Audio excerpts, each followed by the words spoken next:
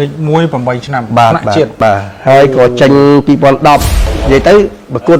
ថ្នាក់ជាតិនៅក្នុងស្រុកខ្មែរយើងខ្ញុំបានមេដាយមាសជាប់គ្នា8ឆ្នាំបូកបញ្ចូលគ្នាខ្ញុំប្រកួតបានមេដាយសម្រិតលេខ3ខ្ញុំឈ្នះ3ប្រកួតតែជុំទី4ខ្ញុំចាញ់កាសដ្ឋានឆ្នាំ2011ខ្ញុំចេញទៅជាមួយបងអូនខ្ញុំផលសុភ័ណ្ឌមួយសាទៀតគឺទៅប្រកួតនៅស៊ីហ្គេមនៅឥណ្ឌូនេស៊ីហើយបញ្ចប់អាជីពនៅចុងឆ្នាំ2011កាលនោះមករកស៊ីវាខាតចុងដើមខាតទាំងដើមខាតទាំងចុងហើយក៏សម្រាប់ចិត្តអរការងារធ្វើមិនឲ្យតែមានចំណូលចូលមកប្រចាំគ្រួសារមិនត្រឹមតែល្អរហូតដល់ថ្ងៃដាក់ចិត្តស្រឡាញ់ជាមួយបងអូនផលសុភ័ណ្ឌហ៊ានដាក់ចិត្តដល់បើកក្លឹបទៀតពលិកម្មគុណខ្មែរឧបត្ថម្ភផ្ដាច់មុខដោយផលិតផលបំពន់សុខភាព V-Hope ជួយដោះស្រាយបញ្ហាសន្លាក់សរសៃនិងអាស៊ីតយ៉ាងមានប្រសិទ្ធភាព V-Herb ជួយដោះស្រាយបញ្ហាលើសសម្ពាធឈាមលើសជាតិស្ករការពារជំងឺទឹកនោមផ្អែមនិងបញ្ហាតម្រង់នោមសហការផលិតដោយ Apex Media អ្នកឯកទេសថតរូបនិងថតវីដេអូ Apex Media ច្នៃប្រឌិតគ្មានដែនកំណត់បាទសូមគោរពជំរាបសួរដល់ពុកម៉ែបងប្អូនទូនីតិជនទាំងអស់ជាទីមេត្រីកម្មវិធីពលិកម្មគុណខ្មែរយើងបានវិលមកជួបជាមួយនឹងពុកម៉ែបងប្អូនវិញហើយសម្រាប់សប្តាហ៍នេះយើងជួបជាមួយនឹងលោកគ្រូផលសុផាតដែលជាអតីតកីឡាករសកលដូចជាបច្ចុប្បន្នក៏ជាគ្រូអាជ្ញាកណ្ដាលចៅក្រមអាជ្ញាកណ្ដាលនៅក្នុងកម្មវិធីគុណខ្មែរផងដែរមុនហ្នឹងគឺយើងបានជជែកជាមួយនឹងផលសុភ័ណ្ឌទាក់ទងទៅនឹងវីរភាពការតស៊ូនៅក្នុងអាជីពគុណខ្មែរឥឡូវនេះមកជួបជាមួយនឹងបងប្រុសរបស់ផលសុភ័ណ្ឌផ្ទាល់ហើយអ្នកទាំងពីរគឺបានកំពុងតែចាប់ផ្ដើមរៀបចំក្លឹបប្រដាល់មួយនៅឯស្រុកកណ្ដាលស្ទឹងខេត្តកណ្ដាលឯទីតាំងនេះអញ្ចឹងមុននឹងចាប់ផ្ដើមសំណួរគឺយើងសូមគោរពជំរាបសួរដល់លោកផលសុផាតជំរាបសួរខ្ញុំបាទឈ្មោះផលសុផាតអតីតកីឡាករគុណខ្មែរនិងសកលសប្តាហ៍ថ្ងៃរស់នៅស្រុកកណ្ដាលស្ទឹងខេត្តកណ្ដាលហើយទីកន្លែងកំណើតគឺនៅភូមិតលៃសង្កាត់ដង្កោខណ្ឌដង្កោរាជធានីភ្នំពេញអូអញ្ចឹងអ្នកនៅខាងនោះទេបាទប៉ុន្តែនៅក្នុងនេះគឺជាទីតាំងមួយដែលលោកគ្រូក៏ដូចជាបងប្រុសបង្កើតរបស់លោកគ្រូផលសុផាតគឺផលសុភ័ណ្ឌដែលមករៀបចំក្លឹបនៅទីនេះលោកគ្រូអាចរៀបរាប់បន្តិចបានទេឥឡូវហ្នឹងមករៀបចំនៅនេះស្ថិតនៅក្នុងភូមិអីឃុំអីបាទសប្តាហ៍ថ្ងៃគឺបង្កើតក្លឹបមួយដែលមានឈ្មោះថាផលសុភ័ណ្ឌគុណខ្មែរគឺនៅស្ថិតនៅភូមិពោដោះឃុំបាគូស្រុកកណ្ដាលស្ទឹងខេត្តកណ្ដាលអូនៅភូមិបាគូភូមិពោដោះឃុំបាគូស្រុកកណ្ដាលស្ទឹងខេត្តកណ្ដាលបើយើងគិតពីសាកទួតបន្តិចប្រហែលនៅក្រោយនេះប្រហែលជាម៉ែត្រមានប្រហែលជា3គីឡូ3គីឡូឯងច្រើនណាស់ចឹងបាទបងប្អូនប្រិយមិត្តទូនីតិជនផលសុផាតបើនិយាយអំពីការតស៊ូនៅក្នុងអាជីពប្រដាល់បានន័យថានៅក្នុងបណ្ដាស្រុកខ្មែរយើងវាមានបែងចែកជាប្រភេទផ្សេងៗចឹងទៅណាប៉ុន្តែមុននឹងដល់ការងារបច្ចុប្បន្នយើងចង់ដឹងអំពីលោកគ្រូផលសុផាតតាំងពីការប្រឡូកនៅក្នុងគុណខ្មែរនៅក្នុងអាជីពជាអ្នកបណ្ដាលនេះតាំងពីពេលណាមកហើយដំបូងចាប់ផ្ដើមពីអីមកមើលចង់ដឹងបន្តិចដែរលោកគ្រូបាទដំបូងគឺជាការស្រឡាញ់កាលនោះគឺហាត់ជាមួយនឹងលោកគ្រូប្រតិចាញើម៉ាក់ក្លឹបតលៃដំរីព្រិចពីដើមខាងដំរីព្រិចមិនមែនដំរីមានរត់ដល់ថ្ងៃទេបាទពីដើមគឺល្ងាចឡើងម៉ោង7យប់យើងទៅហាត់មួយលោកគ្រូតាហ្នឹងគឺហាត់លក្ខណៈជាការស្ទាខ្លួនមិននឹកស្មានថាហាត់ទៅវាដើរមកប្រកួតអីទេការផងហាត់មានដូចចៅជំនាន់ចន្ទថាបុថងយ៉ាន់កុយជំនាន់វ៉នវិសិទ្ធវ៉នអីនោះបាទអញ្ចឹងพอហាត់ទៅឆ្នាំ95ហាត់ទៅក៏បានចូលប្រកួតលើកដំបូងគុណខ្មែរគឺពាក្យវាកុមារអន្តរជាតិមួយមិថុនាប្រកួតគឺប្រកួតឈ្នះលើកដំបូងហើយក៏ចិត្តតែហាត់ដោយសារស្ថានីយ៍យើងគឺមានតែមួយស្ថានីយ៍បាទគឺពិបាកបញ្ជាចូលប្រកួតគេដោយសារក្លឹបធំមានច្រើនបាទចឹងក៏ប្រកួតអត់ចាប់ប្រកួតបានគឺដើរវាយតាមយ៉ាងនោះឆ្នាំណាលោកសុំលឹកបន្តិចឆ្នាំ95បាទគឺខ្ញុំអាយុប្រហែលជាខ្ទង់12 13ឆ្នាំកាលហ្នឹងបាទអញ្ចឹងប្រកួតទិវាកម្ពុជាជាតិ1មិថុនាហ្នឹងក៏ប្រកួតឈ្នះក៏ចាប់គូជាតិបានសារក្លឹបធំកាលហ្នឹងយើងដឹងថាមានក្លឹបខេមរៈភូមិន្ទក្លឹបលោកគ្រូចិត្តសរឹមខេត្តភូមិន្ទគ្រូព្រឿងសរសៃប្រវត្តិហាត់អតីតប្រទេសបាទលោកគ្រូវ៉ែនសុផលរាជធានីភ្នំពេញហើយយើងលោកគ្រូបេសគ្រីតាព្រំមានជ័យនិងក្លឹបឃ្លាំងមើលកីឡាអី6 7ក្លឹបគឺគេក្លឹបធំគេអាសាចាប់បានដោយសារសិស្សគេល្បីបាទតែពេលយើងប្រយ័ត្នប្រជាតិចូលអាសាក្លឹបយើងតូចតាចបាទអញ្ចឹងក៏ដើរវាយតាមខ្សែវៀនតាមវត្តតាមខេត្ត ក៏មកថាសិស្សមិនបានប្រកួតtrongនឹងទេពកោសលទៅប្រកួតយ៉ាងនេះឈ្នះបាន120,000ចាញ់15000ហ្នឹងទៅក៏វិលវិញបានហាត់បន្តតលឺតែគេវាយនៅកំពង់ស្ពឺទៀតដប់ទៅទៀតឲ្យតែត្រូវ15000 20000ទៅឲ្យតែមានគេវាយលក់សវត្តបាទហើយសវត្តលក់3000 3500បាទអញ្ចឹងក៏ទៅប្រកួតដែរតរហូតប្រកួតយូរចង់ឡើងទៅស្ថានីយ៍គេស្គាល់មុខស្គាល់មាត់ឲ្យប្រកួតអត់បានក៏ចិត្តថាតឲ្យរហូតដល់ឆ្នាំ2005បាទ2005ក៏មានការប្រកួតជើងឯកទូទាំងប្រទេសអញ្ចឹងក៏សម្រេចចិត្តថាប្រវាក់ប្រកួតគុនខ្មែរពេកប្រវាក់ជ្រៀតអញ្ចឹងក៏ចូលប្រកួតសកលលក្ខណៈជាសកលក៏ចាប់ដើមប្រកួតលើកទី1សកលគឺមានបែងចែកជា2ពូលពូល A ពូល B ពូល A គឺពូលអ្នកខ្លាំងពូលជំនឿជាតិបាទពូល B ពូលណាពូល B តប្រកួតពូល B 48ហ្នឹងក៏ឈ្នះបានដៃមាសលេខ1អញ្ចឹងក៏ចូលទៅខាងឆ្នាំទី2ប្រកួតពូល A បាទពូល A មេដាយមាសទៀតបាទតពេលប្រកួតពូល A ដល់2007មេដាយមាស2008មេដាយមាស2009មេដាយមាសក៏បានចេញទៅហាត់នៅវៀតណាម3ខែចេញវៀតណាមវិញ2009យើងក៏បានទៅប្រកួតនៅ SEA Games ប្រទេសឡាវអញ្ចឹងពេលនោះការខិតខំតស៊ូរបស់ខ្ញុំគឺដំបូងខ្ញុំបានមេដាយប្រាក់បាទគឺតំណាងប្រទេសកម្ពុជាដំបូងគេបំផុតគឺមេដាយប្រាក់ហើយមេដាយប្រាក់ហ្នឹងគឺបានមកដោយការឈ្នះចំនួន3ប្រកួតឈ្នះទី1ឈ្នះម្ចាស់ផ្ទះឡាវឈ្នះទី2ឈ្នះឥណ្ឌូនេស៊ីនិងឈ្នះទី3ឈ្នះសិង្ហបុរីជុំទី4ខ្ញុំចាញ់ហ្វីលីពីនដោយបន្ទុកអញ្ចឹងបានមេដាយប្រាក់ហ្វីលីពីនមេដាយមាសមេដាយមាសបានលេខ2បាទចូលបានលេខ2ហើយក៏មកវិញប្រកួតជើងឯកទៀតក៏បាន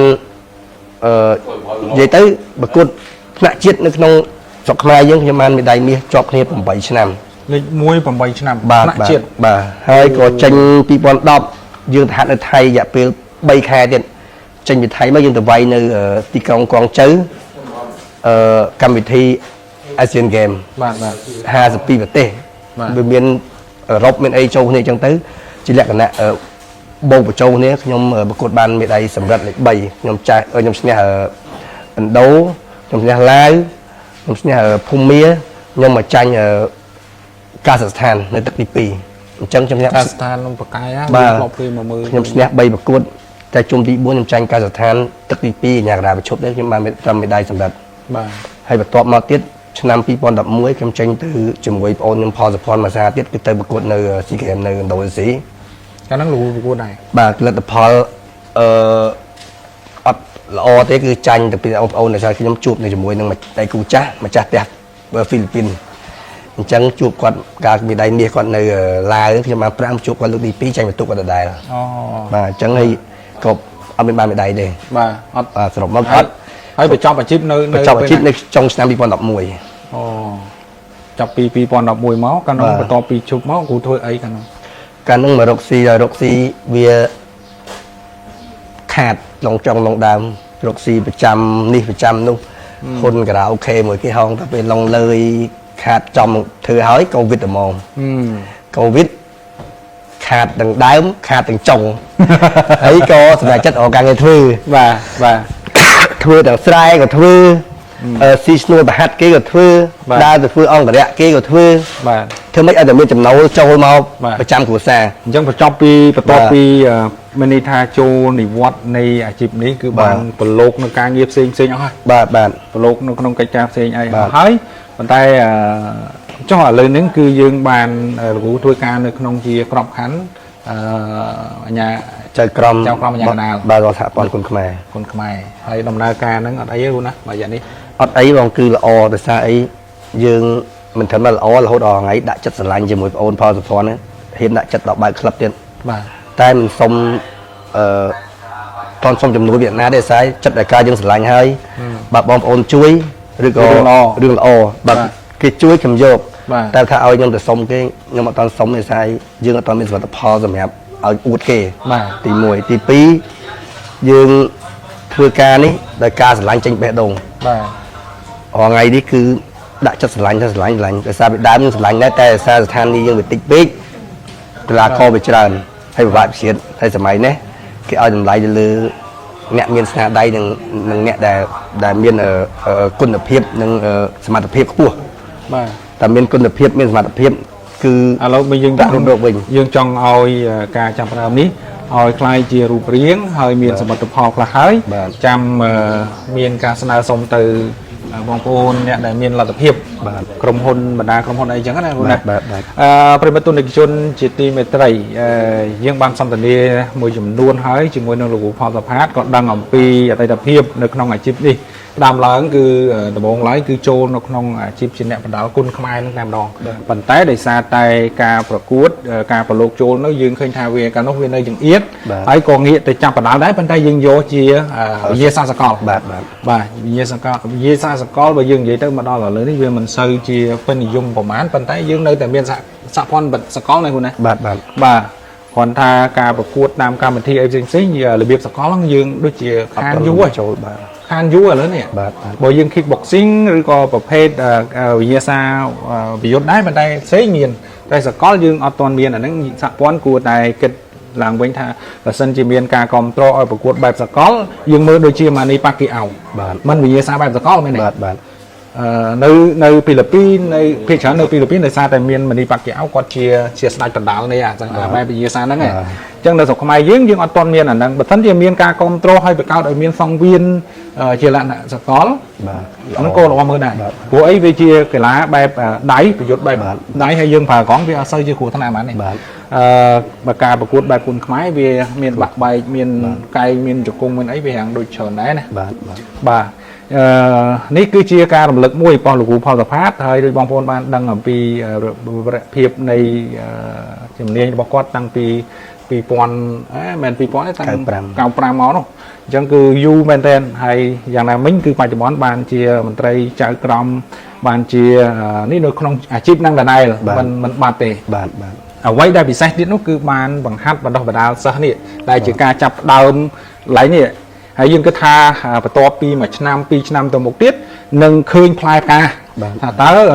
វាមានសមិទ្ធផលអីជាបន្តយ៉ាងហោចណាស់ក្នុងនាមជាអ្នកដែលគេហៅថាបានឆ្លងកាត់ក្នុងអាជីពនេះយើងបានបណ្ដុះបណ្ដាលទៅអ្នកជំនាន់ក្រោយថែមទៀតដែរជាមួយគ្នានេះយើងចង់សូមឲ្យលោកគ្រូផលសផាតចែកចម្លែកបន្តិចដែរបងប្អូនដែលចង់ចូលក្នុងអាជីពនេះតើគួរតែមានគេហៅថា